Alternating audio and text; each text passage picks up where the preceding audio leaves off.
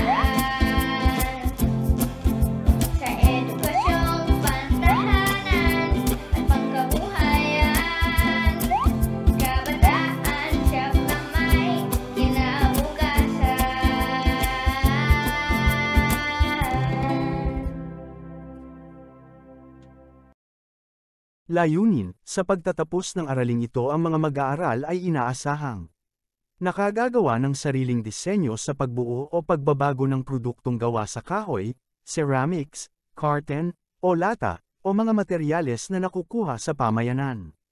Nakikilala ang mga materyales na maaaring i-recycle sa pagbuo ng naidisenyong proyekto. Nasusunod ang mga panuntunang pangkaligtasan at pangkalusugan sa paggawa. Nasusuri ang nabuong proyekto batay sa sariling puna at ng iba gamit ang rubrics. Pag-ugnayin ang hanay A sa mga larawan na nasa hanay B. 1. Ginagamit sa paglikha ng iba't ibang hugis. 2. Ginagamit sa paglikha ng pakurbang linya. 3. Ginagamit sa paglikha ng mananipis na linya. 4. Ginagamit sa paglikha ng mga tuwid na linya. 5. Ginagamit sa paglikha ng mga linyang may artistic effect. Sa panahon ngayon mahirap ang pamumuhay, mas maigi kung marunong tayong magtipid at gumawa ng mga bagay na kapaki-pakinabang na makakatulong sa ating pang-araw-araw na buhay. Ang paggawa ng produkto galing sa pagre-recycle ng mga bagay-bagay ay isang paraan ng pagtitipid at pagpahusay ng mga kakayahan. Aralin, sa paggawa ng proyekto kailangan ng masusing pagpaplano. Ito ay magsisilbing gabay sa bawat hakbang na ating gagawin, gayon din ito rin ay isang paraan upang makatipid sa mga gagamiting materyales sapagkat maiiwasan ang pagsasayang ng mga ito. Bago gumawa ng proyekto, kailangan may nakahandang maganda at maayos na plano upang maging lubos na kapaki-pakinabang ang proyektong matatapos. Narito ang dapat sundin sa paggawa ng plano sa gagawing proyekto o disenyo. Pangalan, baitang, pangkat, pangalan ng proyekto, proyekto ng bilang, mga layunin, sketch, mga kagamitan, talaan ng materyales, pamamaraan, hakbang sa paggawa, at talaan ng kasangkapan. Halimbawa ng plano ng proyekto. Proyekto, pencil, penholder. Pangalan, Jacob B. de la Cruz. Baitang, pangkat, baitang 4, pangkat rose. Pangalan ng proyekto, pencil, penholder. 1. Proyekto ng bilang, 1, 2, mga layunin. A. Makabuo ng proyekto o disenyo gawa sa lata at papel. B. Makabuo ng proyekto na makukuha sa aming pamayanan.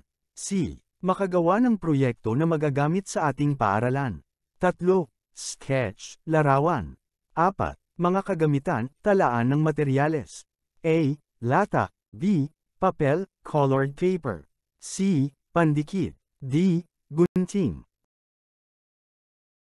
4. Pamamaraan, hakbang sa paggawa. A. Kumuha ng lata na hindi na nagagamit gaya ng lata ng gatas, sardines at iba pa. B. Linisan ang nakuhang latang gagamitin sa proyekto. C. Kumuha ng papel na gagamiting pang-dekorasyon sa lata. Maaaring gumawa ng kahit na anong disenyo ang inyong gugustuhin upang maging maayos at maganda ang inyong gagawin. D. Idikit ang ginawang disenyong papel sa lata at patuyuin ito. E. Maaari na itong gamitin, lalagyan ng inyong ballpen at lapis sa bahay man o paaralan. Narito ang mga bagay-bagay na maaaring gamitin sa pag-recycle. A. Lata ng gatas o sardines, maaari itong gawing pen holder, flower vase o kaya naman gawing taniman ng mga halaman lalo kung walang lugar na mapagtaniman. B. Kahon, maaari itong gawing mga lalagyan ng damit, proyekto sa paaralan o kaya naman mga laruan ng mga bata. C. Tansa ng mga soft drinks, maaaring gawing punasan ng paa, o kaya naman musical instrument tulad ng tambourine o kaya larwang pambata. D. Candy wrappers, maaaring gawin itong mga bulaklak o kaya naman gupit-gupitin ang mga ito para makagawa ng mga throw pillows at iba pang mga palamuti. E. Lumang gulong ng sasakyan, ito ay maaaring gawing lalagyan ng mga halaman, basurahan, at punasan ng paa. Marami din mga materyales na makikita sa ating kapaligiran na maaaring gamitin upang higit na makagawa ng matibay at magandang proyekto na maaari ding ipagbili sa mataas na halaga. Isa, tabla at kahoy, ang mesang kinakainan, silyang inuupuan at aparador na ginagamit bilang lalagyan ng iba't ibang kagamitan, dingding at kisame ay ilan lamang sa gamit nito. 2. Abaka, isang uri ng halaman na nahahawig sa puno ng saging maliban sa mga dahon dahil mas malapad kaysa saging. Ang hibla nito ay siyang ginagamit sa paggawa ng basket, punasan ng paa, tsinelas, sinturon, mga palamuti at iba pa. 3. Niyog, ito ay tinatawag ding puno ng buhay dahil ang bawat bahagi nito ay may sadyang gamit. Mainam gawing gamot ang ugat nito at maaari ring gawing pangkulay. Ang mga hibla ng bunot ay ginagawang lubid, bag at paira ng paa. Ang puno enman nito ay karaniwang ginagawang haligi ng bahay. 4. Pandan, ito ay karaniwang tumutubo sa gilid ng pampang kung saan ay mabuhangin o sa mga gilid ng bundok o malapit sa lawa o latian. Ang dahon nito ay nahahawig sa dahon ng pinya. Mainam itong gamitin sa paggawa ng banig, sapin sa plato, sombrero, bag, tsinelas, tampipi at iba pa. 5. Buri, isa sa pinakamalaki sa palmera na tumutubo sa bansang Pilipinas. Ang mga nagagawang hibla ng buri ay kinukuha sa mga murang dahon at ginagawang sombrero, pamaypay, bag, lubad at iba pa. 6. Nito, isang uri ng pako o fern na may dahon, ugat at tangkay, ngunit walang bulaklak at buto. Makikita itong tumutubo ng pagapang at pumupulupot na animoy baging. Ginagamit itong pangtahi sa mga gilid ng bilao, basket, bag at iba pang gamit sa pampalamuti. 7. Nipa, isang uri ng palmera na tumutubo sa ilang lalawigan tulad ng Pampanga, Cebu, Cagayan, at Mindoro. Ito ay tumutubo sa mga tubigan, ang mga mura at hindi pa bukang dahon ay tinitipo ng hiwalay at pinapatuyo sa araw. Ginagamit ang mga ito sa paggawa ng mga kapote at pamaypay.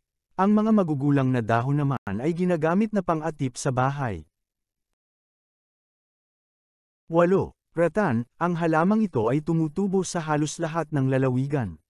Kilala sa tawag na yantok, at ginagamit sa paggawa ng mga muebles, bag, basket, duyan at mga palamuti. 9. Damo, kilala sa mga damo na may halaga ang vetiver at tambo. Ang damong viviter at karaniwang tumutubo sa mga latian at pampang. Ang mga ugat ay inilulubog sa tubig sa loob ng 20 minuto at saka babayuhin upang maalis o matanggal ang balat. Ito'y ginagamit sa paggawa ng mga pamaypay dahil sa kaaya-aya ang amoy nito. Ang tambo naman ay mainam gamitin sa paggawa ng mga walis. Sa paggawa ng mga produkto o proyekto ay mayroon din dapat isaalang-alang sa pag-aalaga nito at mga kagamitan na ginamit. Isa, ilagay sa tamang lalagyan ang mga kagamitang ginamit sa pagbuo ng proyekto upang madaling mahanap kapag gagamitin at hindi mawala at masira agad. 2. Pangalagaan ang mga materyales sa ating kapaligiran upang ito ay maging kapaki-pakinabang at makatulong sa ating mga pangangailangan. 3. Maging matipid at malikhain sa paggawa upang ito ay maibenta ng maayos at magamit ng matagal. Narito din ang mga panuntunang pangkaligtasan at pagkalusugan sa paggawa. Mahalagang magkaroon ka ng kaalaman sa mga paraan ng pag-iwas sa anumang sakunang maaaring maganap sa oras ng paggawa. Panuntunan sa paggawa ng disenyo o proyekto. 1. Panatilihing malinis ang paggawa ang lugar. 2. Sundin ang tamang sukat sa paggawa ng proyekto. 3. Huwag tipirin ang mga sangkap, kagamitan na gagamitin. 4. Siguraduhing malinis ang mga kamay bago magtrabaho. 5. Kailangan busog, malinis sa katawan at angkop ang suot o gamit bago magsimula sa paggawa. 6. Kung gagamit ng elektrisidad siguraduhing maayos ang koneksyon nito at may patnubay sa nakatatanda sa iyo o sinumang miyembro ng inyong pamilya. At 7. Gumamit ng naangkop na kagamitan sa gagawing proyekto at isaalang-alang ang maingat na paggamit. Rubrics sa pagsusuri ng natapos na proyekto. Materyales na ginamit, matatagpuan sa pamayanan, 20%. Kalinisan, kaayusan ng gawa, 20%. Pagkamalikhain, 20%. Kapakinabangan ng natapos na proyekto, 20%. Kabuuang anyo, 20%. Kabuuang puntos, 100%. Paglinang ng kabihasaan, kilalanin ang tinutukoy na materyales ng bawat pangungusap. 1. Ito ay isang uri ng pako o fern na may dahon, ugat at tangkay ngunit walang bulaklak at buto. Ginagamit din itong pantahi sa mga gilid ng dilaw, basket, at iba pang palamuti. 2. Mahahaba at malalapad ang mga dahon nito na nahahawig sa mga dahon ng pinya.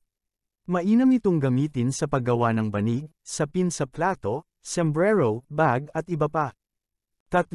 Ito ay isang bahagi ng sasakyan na maaaring gawing lalagyan ng halaman, basurahan at panasa ng paa. 4. Ito ay ginagamit sa paggawa ng mesa, silya, aparador at iba pang kagamitang pambahay. 5. Ito ay maaaring gawing laruan o kaya naman musical instrument tulad ng tamborin. Para sa paglalapat, gumawa ng plano ng inyong proyektong gagawin sa inyong kwaderno. Sa inyong pamayanan, anong materyales ang maaaring gawing produkto o proyekto na makakatulong sa inyong buhay? Gumawa ng isang kapaki-pakinabang na proyekto na ayon sa iyong sariling disenyo gamit ang mga materyales na matatagpuan sa inyong pamayanan. Tandaan natin, sa paggawa ng proyekto o disenyo ating alalahanin na gumawa muna ng plano ng proyektong gagawin upang maging gabay ito sa inyong paggawa. Maraming mga materyales na matatagpuan sa ating pamayanan na maaaring magamit sa pagbuo ng kapaki-pakinabang na proyekto kung magiging malikhain, masipag, at matyaga lamang tayo ay tiyak na aasenso ang buhay. Alalahanin ang mga panuntunan sa pangkaligtasan at pangkalusugan na dapat sundin habang gumagawa upang maiwasan ang anumang kapahamakan. Iguhit ang check kung ito ay dapat gawin at X kung hindi dapat. 1. Gumamit ng kasangkapang angkop sa bawat gawain. 2.